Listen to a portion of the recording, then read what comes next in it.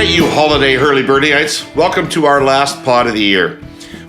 We'll be back the week of January 8th, 2024, as I'm heading to my prairie homeland during the break for a little LHR in our time. That's a Herle acronym for Lemon Hart Rum in Regina time. But getting back to today's show, this is just a fantastic way to send out our podcasting year. Jason Kenney is our guest, an appropriately grand finale for 2023. I mean, who among you Herle Burly-ites doesn't know Mr. Kenney? The 18th Premier of Alberta, former leader of the United Conservative Party and the last leader of the Alberta PC Party, MP for the Reform Party and the Canadian Alliance, and a multi-portfolio cabinet minister for Prime Minister Harper's Conservatives from 2006 to 2015. Just a highly distinguished political career, which is where you might expect me to take the bulk of this conversation. Except I won't. Instead, I want to talk to Mr. Kenney today about the conservative movement and modes of thinking on a larger scale and on a number of issues. The world's a mess. I want to hear what he has to say about global affairs, Russia, Ukraine, China, Israel, and Gaza. Climate change, how important it is, how to solve it, how to address it. The future of the U.S. Republican Party, and more. Jason, I've known you for a very, very long time. It's a real pleasure to have you on the pod today. I've been trying to do this for a while, and I'm glad we could make it happen before the eggnog really starts to slow us down. Likewise, David. And for those that don't know, David and I have known each other since we were young liberals in Saskatchewan. Yep. Me at the ripe old age of about 16. I don't know what you were, 20-something, David, but David was my gateway drug into politics. Well, let's start. I don't know that I can take too much credit for that, but let's start there. So I meet you in roughly 1985. It's not a time when a lot of people are being attracted to the Liberal Party in Saskatchewan. It's post-Turner wipeout to Mulroney. It is a time when the provincial Liberals have no seats in the legislature. I got to know you.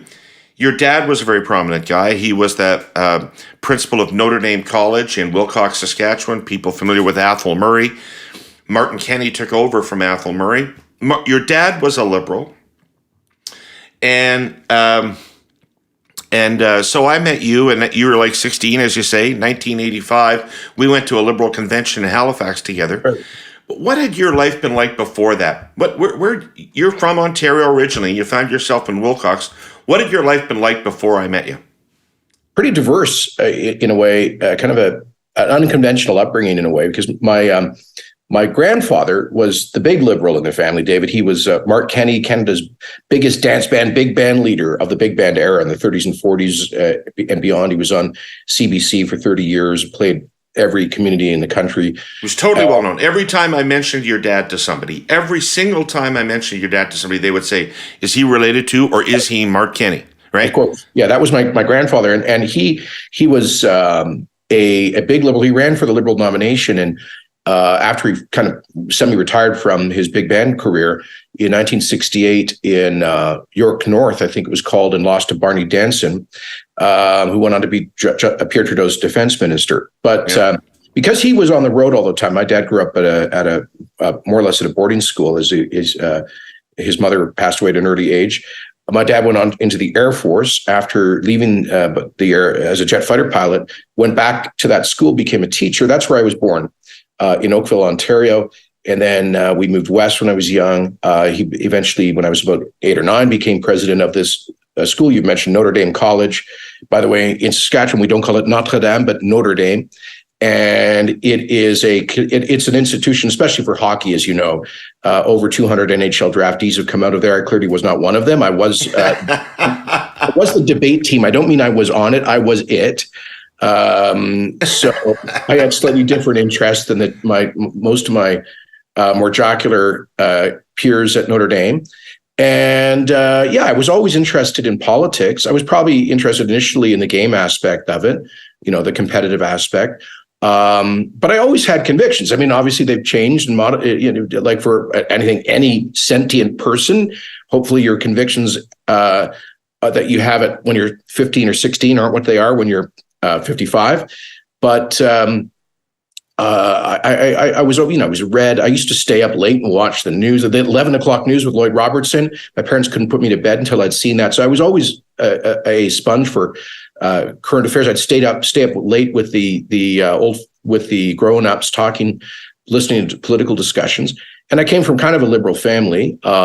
You would call it more now, when I think back on it, David, it was really more like a Ross Thatcher liberal family in that sense, and us only Saskies would understand that. Right. So that was kind of my entree, and that's when I walked into the Liberal office in Regina, and Ralph Goodale, your close friend and mine, had been our MP, and he was leader of the party. And I love the underdog story. He was outside the ledge. The Liberals been wiped out federally, and I kind of loved the start over, come from behind, Phoenix from the ashes aspect of being a young Liberal then. Yeah. So something happened. Despite meeting two incredibly outstanding individuals, Ralph Goodale and myself, I then lost track of you. I went to Montreal. I moved to Montreal, and you went away to school. And when we next connected, you were a conservative, and not just a PC kind of activist, but an intellectual conservative. What had happened? Mugged by reality, as they say. I don't know. I went to college in the States. I went to a Jesuit college in San Francisco, and two things I think happened. One, to be honest with you, David, growing up in Canada in the 80s, we had a pretty narrow Overton window for debate on public issues. There was, maybe now we look back and look nostalgically at an era of consensus in politics, but there was maybe a little too much consensus. There wasn't much diversity of opinion. So I wasn't really raised with exposure to what I would call conservative ideas very much. And that changed when I was in the States. I had a roommate who subscribed to the National Review, which I used to mock as a fascist rag. And then when he wasn't in the room, I started furtively glancing through it, reading the articles, and found myself agreeing with some of it. And then, and then academically, I was studying, let's call it first principles, did a lot of philosophy, Aristotle, and so forth, and started to put together an intellectual framework, which eventually, over several years, led me to being a conservative. And what are the principles of conservatism to you? What's important about that philosophy to you? Well, I would define myself as a Burkean conservative, by which I mean somebody who believes in the core principle of ordered liberty, which is to say respect for the idea that there is great accumulated wisdom and knowledge in those who have gone before us, who we ought to honor. Some have said, like, I think Michael Oakeshott, that conservatism is the philosophy of gratitude. And you begin that expression of gratitude by honoring the wisdom of those who've gone before you, not to suggest that the past is perfect by any means, but that, as Burke would have said, I'm paraphrasing, we should embrace reform when necessary, but not necessarily reform. And we shouldn't destroy institutions without being very careful about what will follow next. So it's a kind of philosophy of caution, I would say, and as a Catholic, that was added to a very strong belief for me in human dignity. And I think modern conservatives see that in the economic sphere, human dignity has best been served, broadly speaking, through free market capitalism, but not unbridled. I've never been a libertarian.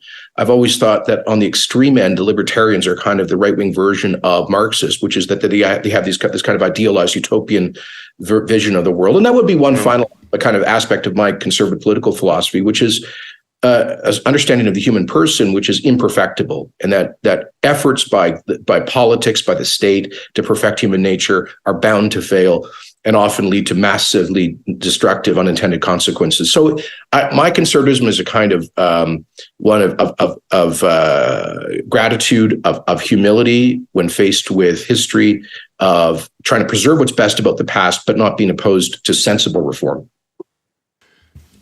It's really interesting. What would you put forward as an example of a way in which our society is not correctly deferential to the past or respecting the lessons of the past? Well, if you frame it that way, the most immediate thing that jumps to mind is the current mania of cancel culture.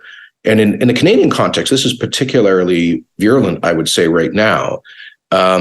There seems to have been, in the past few years in particular, this headlong rush to shred most of our history. And look, I mean, this is a broader problem across the West. I think it is in part the consequence of the what's emanated from the academy, from the universities, which is a toxic stew of obsessive critical theory, which is I think in some respects derived from a Marxist perspective. So critical theory, critical race theory, of this obsession with anti-colonialism, with much of which started with post-war intellectuals like Gramsci and the Frankfurt School Marxists. Okay. And they basically posited, let's apply like the Marxist dialectic, but not to economic issues, to cultural and racial questions. And look, there's a lot in the past about which was deeply unjust. And we've recognized that in Canada. I mean, I was part of Prime Minister Harper's apology for the Chinese head tax, for example. I worked on redress with the Jewish community over the exclusion of Jews before and during the Second World War. Prime Minister Harper's apology on Indigenous residential schools. I think if you take history seriously, you celebrate what's best about it, you recognize what's worse, but you don't throw it all down the memory hole. And we now see the consequences of that. I mean, 25% of young Americans in a New York Times poll that was released last week, I believe, indicated that they don't believe the Holocaust happened. This is 18 to 25-year-olds. Right. So dangerous things can happen. I think it's tragic that we take like our founding prime minister, imperfect though he was, but a man of the times, without whom there would be no Canada, and vilify him into some kind of a caricature, a Darth Vader character from the past. Right. What would you do with Robert E. Lee? Well, I'm not an American, so thankfully I don't have to deal with that. I think what I would do, I would deal with that by having a serious historical understanding of who the man was, and by all accounts, a great military leader, but committed to a cause that was deeply unjust. I think, some historians I've heard from have said maybe the solution is you don't build any more monuments to a man like that, but you don't seek to completely cancel him as a central figure in American history. But I would say that in Canada, I think that until recently we had a fairly good approach to these historical injustices, but it has to be applied consistently. I'll come back to the Canadian context. Like McDonald's gone down the memory hole. But Wilfrid Laurier massively expanded the Indian residential school system. He increased the Chinese head tax that had been established under Macdonald tenfold. He repealed John Macdonald's granting of the voting franchise to Indigenous men. He signed an order in council banning Blacks from entering Canada. He brought in the continuous journey policy to ban South Asians effectively from migrating to Canada. And yet, his name still stands on the major donor club of the Liberal Party of Canada. His figure is on the $5 bill. His name is on schools and streets across the country. And I would say objectively, if you look at things from like a 2023 perspective, his historical record is worse than McDonald's. So there's a kind of weird, I don't believe that's partisanship. I just think there's this there's this weirdly arbitrary way in which this stuff is applied. Right. So I'm recording this piece in the last week leading up to Christmas. Kwanzaa is just days away. Hanukkah lit its 8th and final candle end of last week. For a good portion of the world, this is giving season. So I wanted to finish up these stories from our presenting sponsor, TELUS, with a flourish. This, I think, is the best of them. The position of most giving company in the world sounds rather grand, eh? TELUS, for their part, doesn't look at it as a title to be won. Rather, for the company and its people, it's a commitment, and an unbreakable one at that, best expressed by their signature, global, volunteer movement, TELUS Days of Giving. TELUS Days of Giving has been running every May for the last 18 years. The event inspires all team members, retirees, family, friends, and customers across the globe to join with the company in giving their time, dollars, and skills. This past May was the most giving year on record. 32 countries around the world, more than 80,000 team members, extended family, and friends volunteering and giving back to 260 local communities. Since the inception of Days of Giving, the tally, yep, you bet they keep track of the good works of their people, is over 500,000 volunteers engaged and enabled to give back.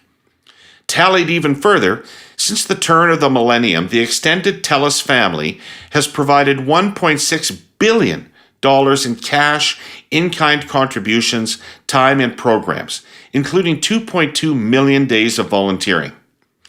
That's an unparalleled legacy of giving, Herle Burly-ites, and the core of it is this: people connecting with other people to help, to do some good in any way they can.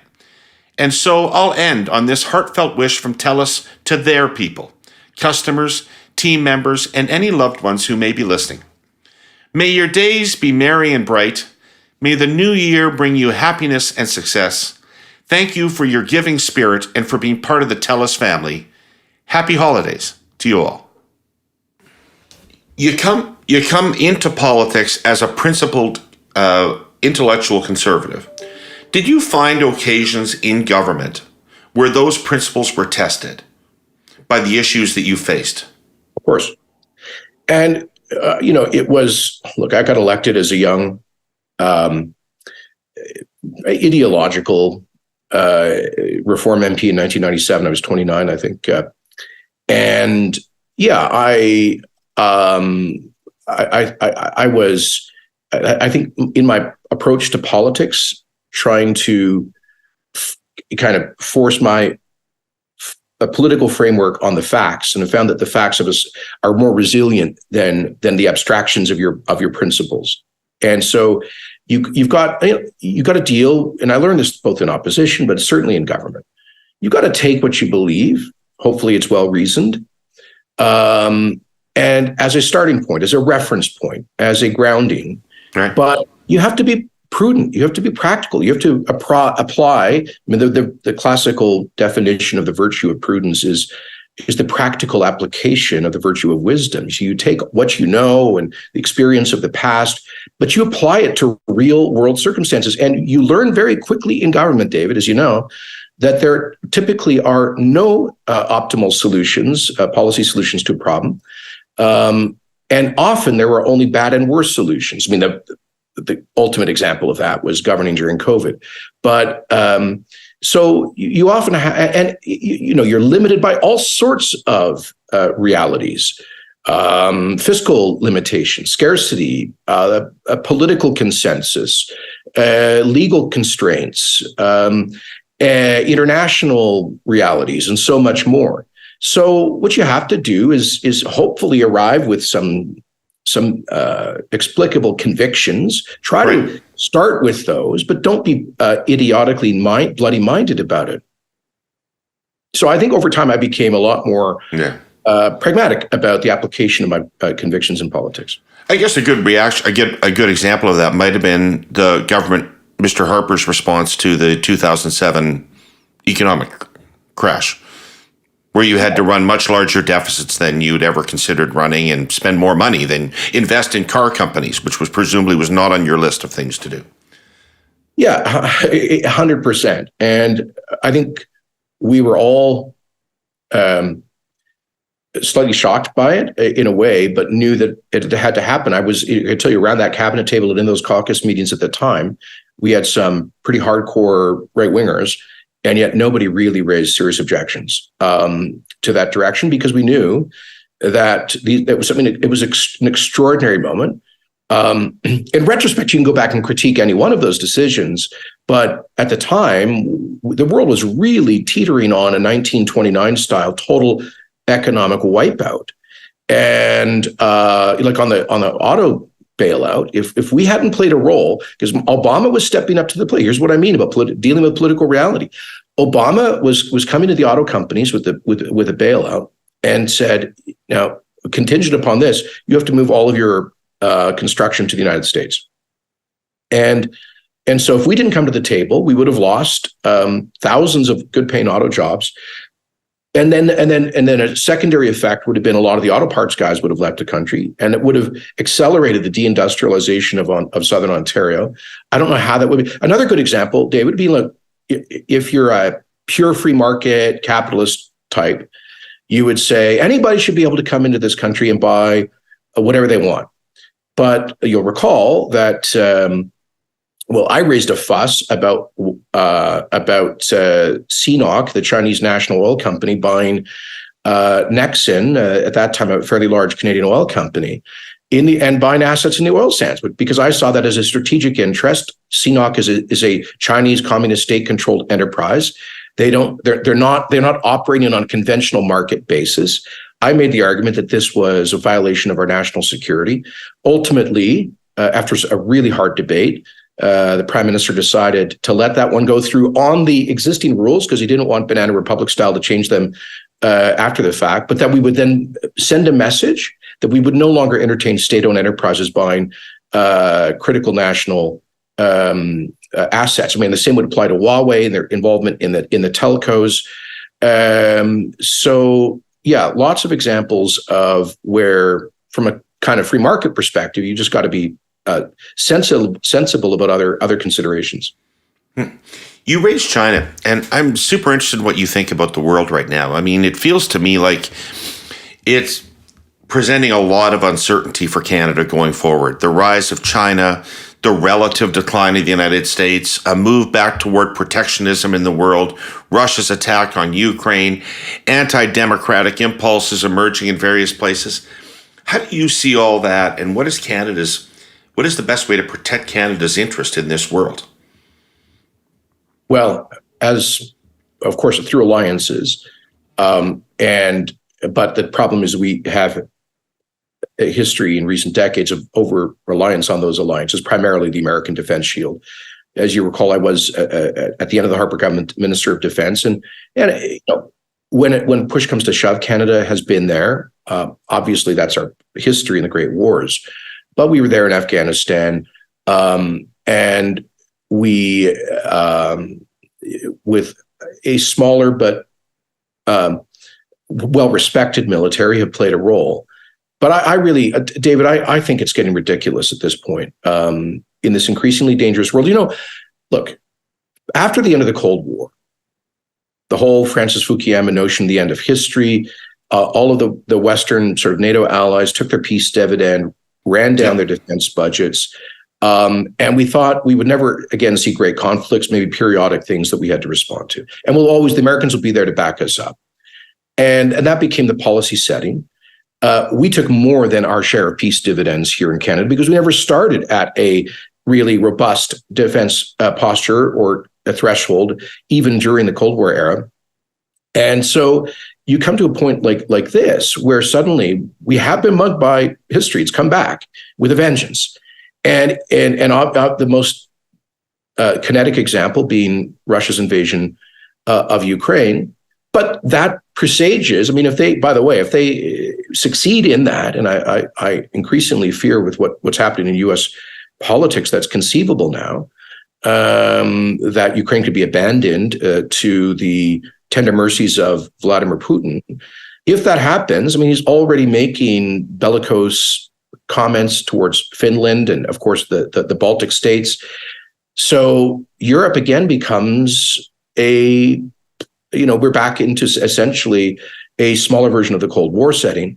But meanwhile, in the Pacific theater, I think Xi Jinping is absolutely determined during his premiership to, in his mind, get Taiwan. Yeah, get Taiwan back. It's how they see it. At the same time, become the dominant force in the South China Sea and in that Pacific theater. This is serious business, and we're not prepared for it.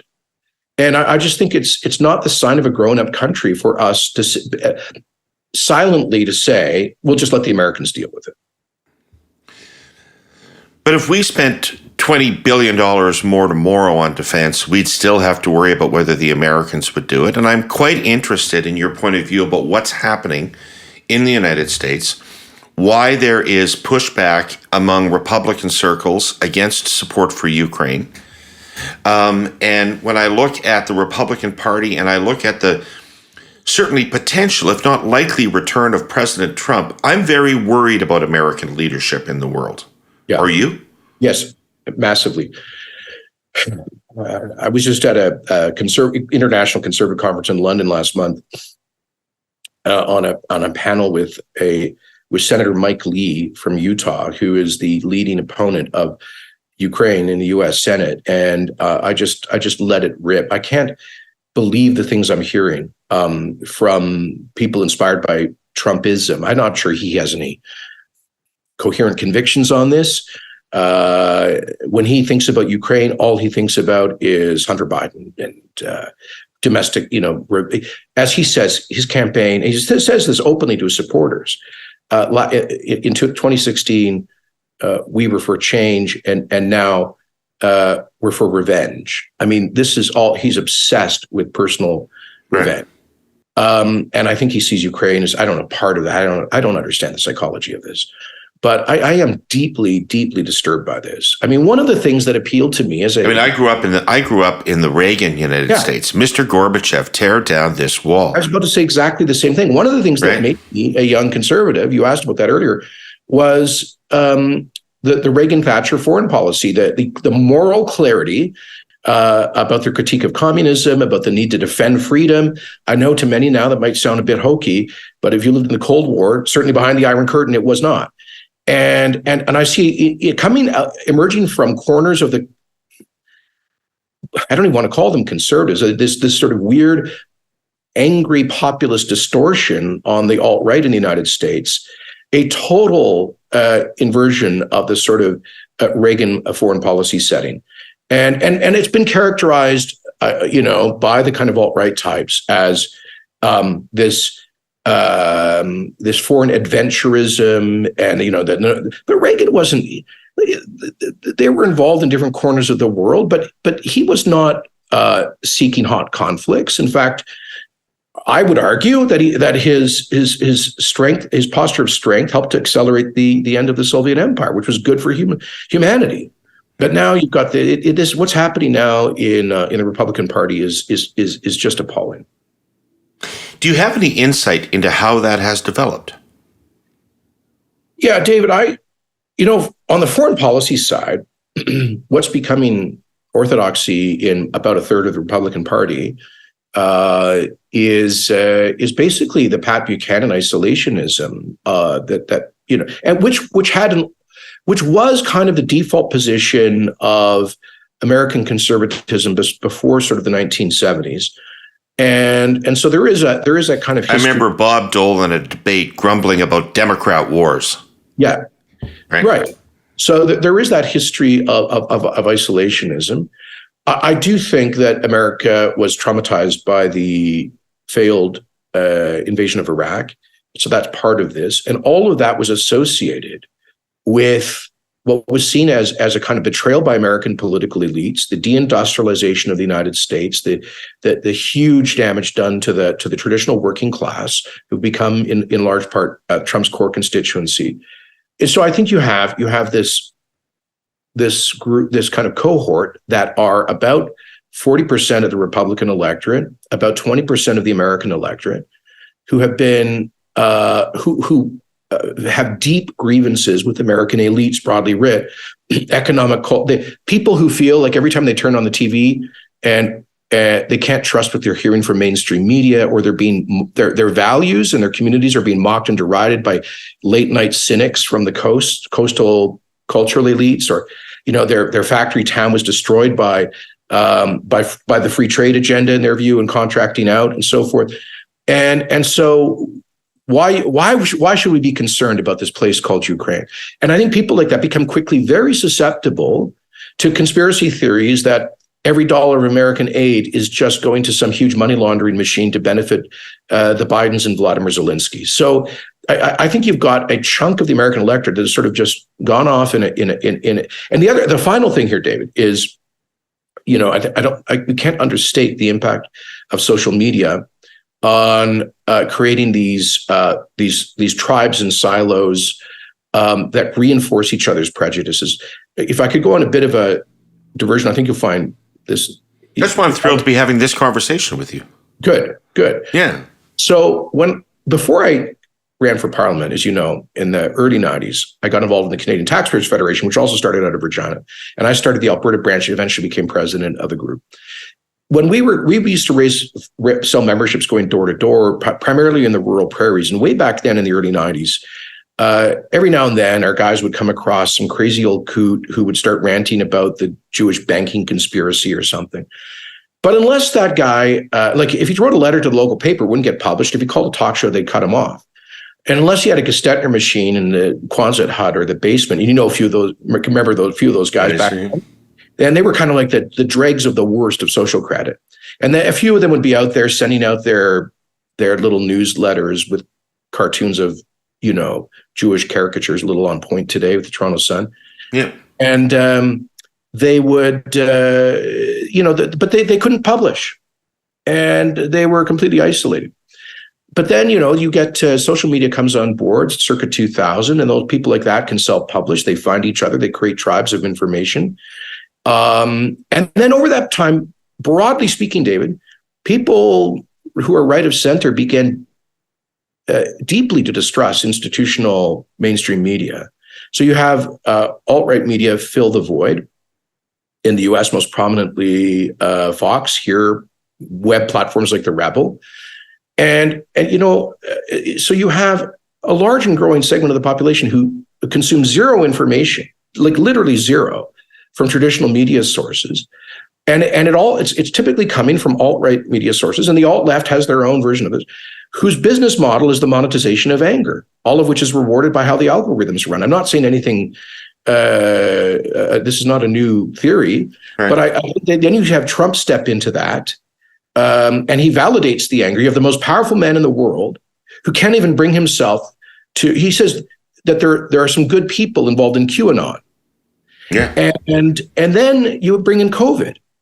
And suddenly you have, apparently, if you're sitting in that headspace, you've got all of the elites, political, scientific, academic, cultural, media, all of the elites conspiring, in a sense, arbitrarily to disrupt your life, violate your rights and freedoms. So if you're operating in that space, it's not hard to accept Tucker Carlson saying that Ukraine is just a huge money laundering operation. Okay, Herle Burly-ites. It has become clear to me over the last several years that you adore data. I mean, sure, you love political gossip and juicy insights and revelations, but mostly you love data. And I'm a polling guy. I'm with you. Data is real. So as we head into that festive, feel-good last week before Christmas, as offices empty and lunches linger into mid-afternoon, and we all get a little goodwill before plunging headlong into the bleak entombment of deep winter, I have some fun seasonal data for you from our sponsor, CN. You've heard me say probably 1,000 times by now that without the railroad, the economy stops. Well, you can sort of say the same thing about Christmas. Here's why. Last year, CN moved 1,741 carloads of games and toys. Let me put that in a bit of perspective. A long-haul freight train often pulls more than 100 cars and stretches 10 to 15,000 feet.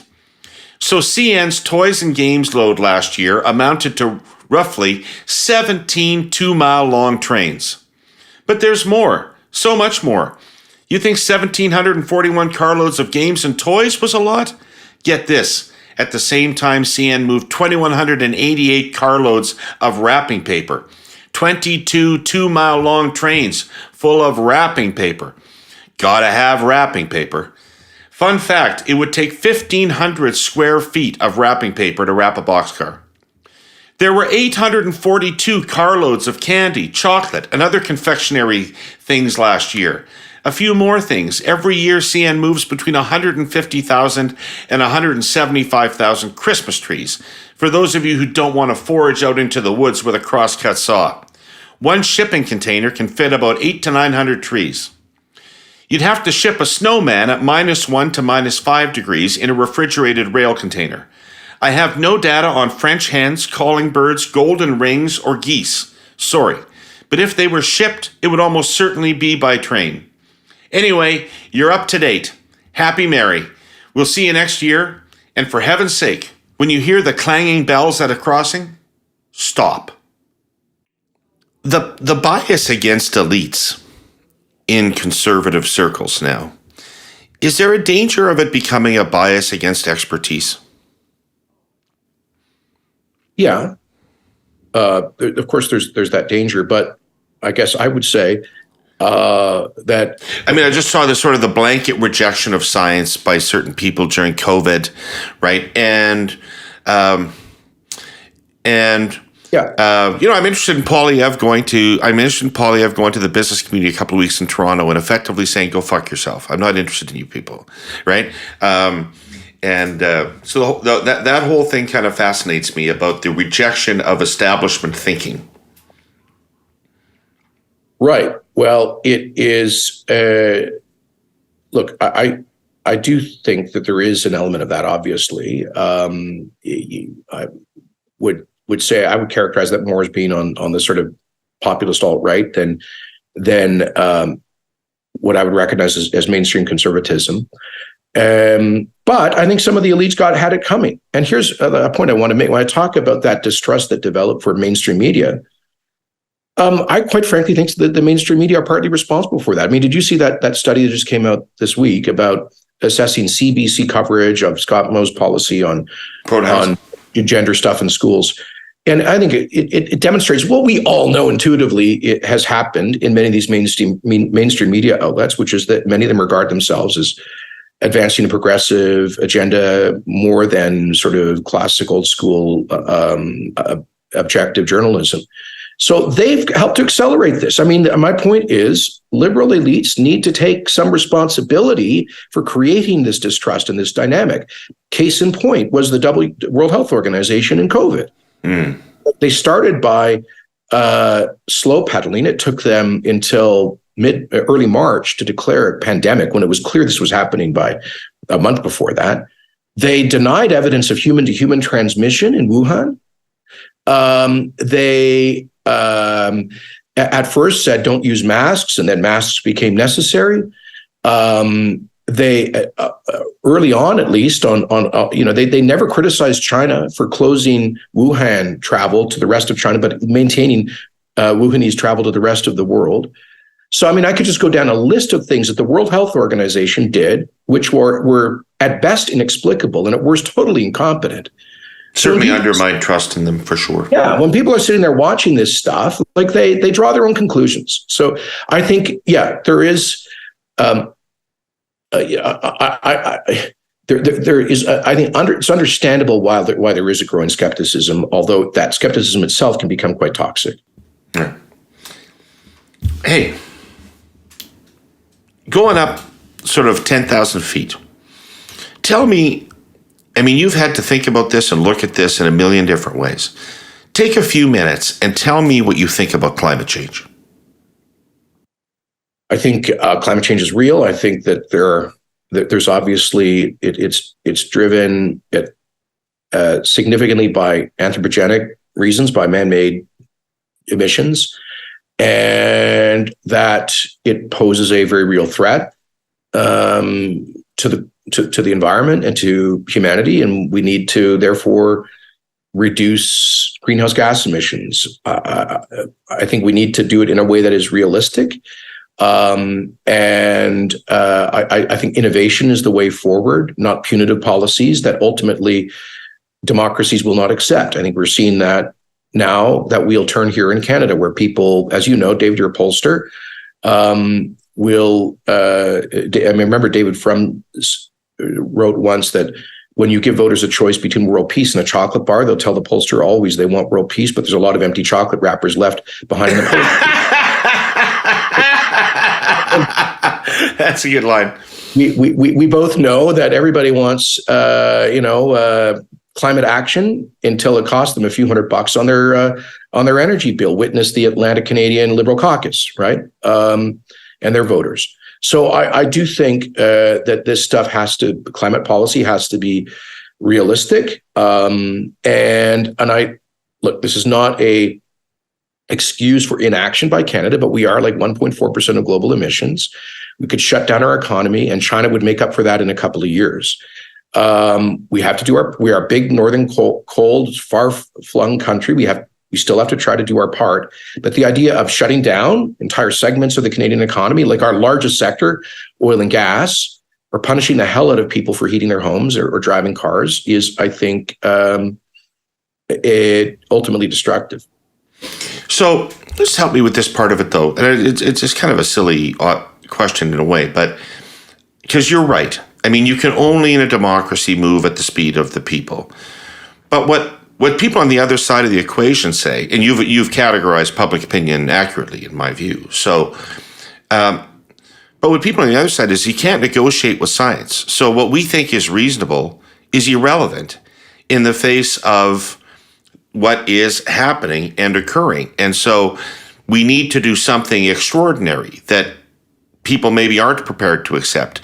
Do you find that alarmist, or are you relatively unconcerned about whether it's 2040, 2050, 2060, 2070? I mean, like, how do you, what is your threat assessment here? Well, I do think there has been irresponsible, apocalyptic alarmism, and I'll say something that your liberal listeners won't like here at all, but I do think that there are echoes in the more extreme sides of the climate debate, which for me replicate a kind of a religious experience, a religious faith, right? There's the Greta Thunberg thing is I think a perfect example of that. She's like this caricature of what happened in medieval history, where this typically young, a girl would appear as a messenger about the coming end times and create a moral panic. People are tired. I think one of the reasons that there's a certain fatigue about quote unquote climate action, David, is that we've been hearing now for the better part of 20 years that we've only got 2 more years, and then it's the end. The end is nigh. And so I think that there's been too much. People have been crying wolf too much. I think we need a grown-up debate about this. Frankly, I think people like Bjorn Lomborg are more or less right about this, which is that we have to have a hard-headed look at the costs and benefits of different aspects of climate policy. Often adaptation is going to be enormously more beneficial than the rapid deindustrialization of the modern economy and preventing the industrialization of the developing world, which they will not tolerate. So I do think that, let me put it this way, I think that climate alarmists actually ultimately do themselves a disservice when it comes to getting the attention of the broad, muddled middle of public opinion in this and other democracies. Okay, cool. You were the immigration minister. A growing topic of conversation in this country is immigration right now. Between temporary foreign workers, international students, refugees, and immigrants, what do you think about the number of people that are coming into Canada right now? That it's too much. It's manifestly too much. And this is, I got to make the obligatory qualifier off the top here. This is not an anti-immigrant. You are not a xenophobe or a racist if you say that immigration levels are too high. Pierre Trudeau in 1981, and he's remembered as the Prime Minister of Immigration, he cut his immigration levels by 40% because Canada was going into a recession. And he just followed the practical economic conventional wisdom that you don't add a whole bunch of new folks into a labor market when a lot of people are losing their jobs. So that, this should not. And by the way, traditionally, it was the left that was always most skeptical about high levels of immigration, and the corporate community that wanted to bring in unlimited numbers of people to maintain cheap, affordable labor. So we've got to do away with this kind of the shibboleths and quickly, urgently have a grown-up debate about this. I just participated in one was sponsored by the CD Howe Institute last week, where Mitzi Hunter and I are for lower levels against John Tory and Naheed Nenshi. And by the way, when the debate started, 55% agreed lower levels. At the end, 69% agreed with lower levels. So the debate is moving. Last quarter, we admitted 435,000. The population grew, by 435,000 people. About 320,000 of those were newcomers. To put that in context, that 320,000 is, in one quarter, more than the total annual intake of immigrants almost every year in Canadian history. This year, we might build 220,000 houses if we're lucky. But we will probably welcome about 1.2 million newcomers into a housing market where there is essentially zero rental vacancy, where housing costs have doubled in the past 10 years, where refugees are sleeping in tents on the street, where foreign students are sleeping in shifts, like 22 an apartment in places like the GTA. This is getting, David, this is getting grossly irresponsible. One of the wonderful things about Canada is that we've maintained a pretty broad, cross-partisan pro-immigration consensus. We have not had the kind of anti-immigrant backlash, xenophobia that we've seen in Europe and the United States. But that can only exist as long as people see that the system is working for Canada, and by the way, also for newcomers. The newcomers are more likely than native-born Canadians to say that immigrant levels are too high and should be reduced, because obviously they're at the bottom of the labor market. They're the last ones to find a family doctor. And struggle most in the labor market with things like credential recognition. So I am deeply concerned that the government's policy setting is jeopardizing something that liberals should value, which is a welcoming attitude towards immigration. So I think there needs to be immediate action to take to reduce the growing scam in the foreign student market. It is a market, by the way. Tripling from 300,000 to 900,000 admissions of foreign students in the past 10 years, the vast majority doing like one-year diploma programs at community colleges, and where the families will mortgage the farm to pay the immigration agent, very often in India.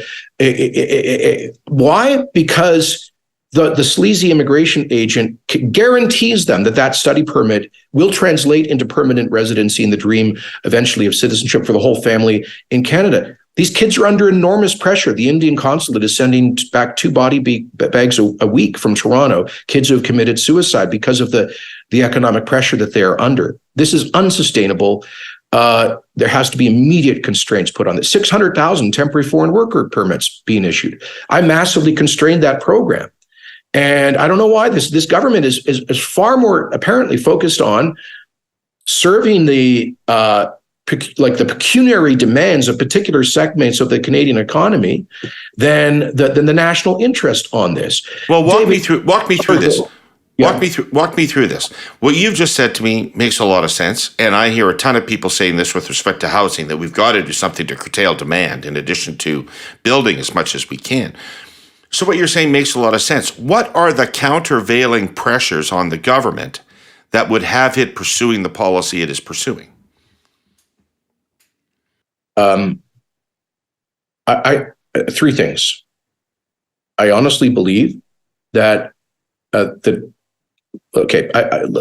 good angel, bad angel. The good angel, if you will, the kind of idealistic, altruistic reason. I think they were heavily influenced by pressure from the corporate community, the council chief executives, what is it called, Canada 21, and other voices saying, we need to counteract the aging of society, the shrinking of the birth rate, and through robust levels of immigration. So I think they were persuaded by sort of those, I'll call them sort of elite economic arguments. But I do believe there's some politics at play here. I know you'll be shocked to hear that, David. I believe by setting super high levels, they thought they were setting a political trap for the Conservatives to step into, and they'd be introducing lots of prospective and Liberal voters into the Canadian electorate. And I think that's incredibly irresponsible. And in fact, I think they're going to fall into their own. If this becomes a political issue, as it is, I think they're going to fall into their own trap. Because there's nowhere where this pressure is greater than in communities with large populations of new Canadians who are seeing firsthand the consequences of it.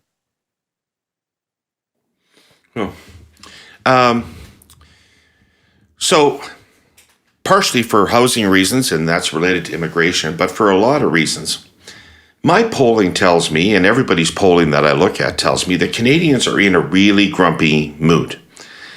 And they're not alone. All through the United States and Western Europe, pollsters are puzzling over the fact that people are expressing an anger. Like, for example, if you ask people whether their country is headed in the right direction or the wrong direction, you have massive numbers saying wrong direction in all the Western democracies. And pollsters are puzzling over the fact that, the anger doesn't really seem to match the economic metrics on the ground, relatively low unemployment, etc. And it feels like there was a divergence. Things that had normally tracked together, attitudes and economic metrics and other things that had normally tracked together, started to separate during COVID. And I think something broke in our societies during COVID. I don't know what it is, though. Do you? Yeah, well, I agree with you. And I walked you through my view of how the alt-right has become such a strong phenomenon in particularly American, but more broadly Western world politics. And I think COVID was a key accelerator of that. I think it took a lot of people who were frustrated, who had been on the losing side of economic trends like globalization and automation, and whose economic fate used to be the central concern of centrist and center-left parties, right? The shrinking middle class and declining incomes amongst working people used to be the center. Before wokeism became apparently the central preoccupation of parties of the center-left, it used to be, the economic state of the working class. They've been abandoned by the traditional parties, and then you get to COVID, and people's lives are turned upside down. And David, we all know, in every family, in every neighborhood, in every community organization, faith community, there was division and rancor, distrust. And I don't think we just kind of wanted, quite rightly, move past it. Some people can't. Some people are still stuck, stewing in that anger, wanting revenge. And, you're looking at one of the victims of that, in a sense, politically. Right. I know. So is there some sense of solidarity or what do we do? How do we rebuild ourselves after that? Well, I think it's coming back to this discussion about respect for elite opinion. I think we need to see greater humility from elites that the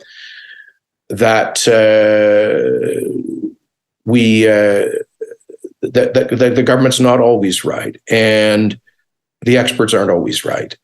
But I don't think there's an easy answer to this question, because, on my side of the political spectrum, right of center, the further you go to the kind of hard alt-right populist position, I don't even know how to communicate with folks who are in that position anymore.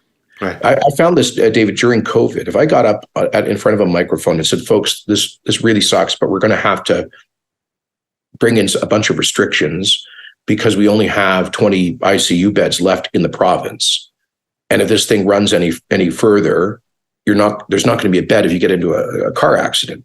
If I stood up and said that, most people would kind of grumble and say, "Oh, that sucks," and that. But we understand. But there was a good segment, probably in Alberta, 15%, maybe 20% of the population, who literally never heard me say that, because they would never watch any mainstream media outlet where that content might come. Instead, 5% of the 10% of the population is watching things like, people on the Rebel or Fox News tell them that the hospitals are empty and the nurses are just doing TikTok dances. Right. I don't know. How do you communicate with segments of and I think this is also true. I'm being critical of my own side of the spectrum. This is also true of people on the left. We see, I argue, we see that now with what's going on between Israel and Hamas, where we see this disturbing, I think, sometimes explicit and often implicit anti-Semitism emerging from the left. And by the way, a lot of that, I mean, if alt-right media is responsible for a lot of these distortions in our public discourse, things like TikTok are breaking the brains of huge numbers of young people. Did you see that New York Times poll? 63% of 18 to 25-year-old Americans believe that Jews, not Israelis, Jews are oppressors. Mm. So we have these tribes now who have kind of opted out of anything like rational public discourse. And David, I'm mystified about how to reach that, bridge that gap. Well, I think I think the young people are going to be interesting because on these media consumption things, they're completely different. So if you look at something like what's going on in Gaza, if you're our age, you're getting your news about this from the mainstream media, and you're probably supplementing it with other stuff that you're reading online, right? But if you are under the age of 24, you are, whatever information you're getting about this, you're getting from TikTok, from YouTube, or from friends and family who either talk to you about it or post something on social media about it. Now, the other side of the coin is young people are generally not interested in the news. And my most recent surveys confirmed that they're dramatically less interested in news generally or in what's going on in Gaza than older members of the population are. I don't think that's ever been different. I think when you and I were kids, we were mutants. And that most of the people our age didn't give a flying fuck about politics or what was going on in the world. But now people encounter things on TikTok or YouTube that do shape their opinions. They don't know anything about what's going on in context terms, but they have, whether it's via TikTok or other things, they're getting information that is changing their impressions. I guess the question is whether that is the new normal or whether that is a transitional period for young people. Well, if we just sit around and wait to find out, when I see those data emerging from the TikTok consumers, it is, for God's sakes, David, 4 weeks ago, did you see there was this instant, apparently algorithm-driven TikTok craze to lionize Osama bin Laden? Oh, he had written a letter. What the hell is going on? No, I know. I know. But I get shit for being down about the kids on this show. So I know we sound like grumpy old guys, but hey, you know how I want to end this show? I've been a liberal interviewing you as a conservative and asking you about the things that intrigue me. But what is the thing I didn't ask you that actually does preoccupy you about politics? Well, I honestly, the stuff we've just been talking about is kind of what preoccupies me, because I spent 30 years from the time when I started with the Canadian Taxpayers Federation until leaving as Premier of Alberta, 30 years trying to build a sensible but principled conservative movement in Canada. And when I was saying to somebody recently, when I was able to look at people like Ronald Reagan and Margaret Thatcher and William F. Buckley Jr. as reference points, and now it's a movement that's been hijacked by demagogues like Donald Trump, and arguably trends like Viktor Orban, and Tucker Carlson. It makes me sick to my stomach. So that's very discouraging. Some of those tendencies have creeped in here, but David, I do think they are very limited. I keep reminding my friends in the Federal Conservative Party that Doug Ford had pretty hard lockdowns. He kicked 6 MPPs out of caucus for going offside COVID policy. They formed 2 alt-right parties that were sort of anti-vax, and between them got like 3.5% of the vote, and Doug wins this huge second majority. And Max Bernier since COVID has been polling like 2%. So while this stuff disturbs me, I don't think we should overstate it. I think, and I still have faith in the deep vein of common sense and sort of moderation that's at the heart of Canadian political culture. Yeah, excellent. Well, that's a really hopeful note to end on before Christmas, Jason. And, as long as we can keep having conversations like this and try to keep some notion of a center to Canadian politics that we can all revolve around, maybe we can muddle through this. What do you think? Here's hoping. Yeah. So listen, everybody. Here's an Easter egg for you. If you've been waiting all show long to understand why I'm wearing sunglasses, it's because I've been hiding this shiner from you. I won't tell you how this happened, but I will note that I was out in a bar with Scott Reed and Jenny Byrne this week. So I'll leave the details to you for this. I want to thank all of you who watched or listened to this show and watched or listened to it all year long. Have a happy holiday, Merry Christmas, whatever you're celebrating. I want to thank our presenting sponsor, TELUS, and our sponsor, CN Rail, again, for their sponsorship throughout the year. And I can't thank my old friend, Jason Kenney, enough for coming on the show just before Christmas to share his thoughts about where we're headed. And I found it really thoughtful and really encouraging to talk to you, Jason. Thanks for doing it. I hope you'll come back. Merry Christmas. Yeah, you too.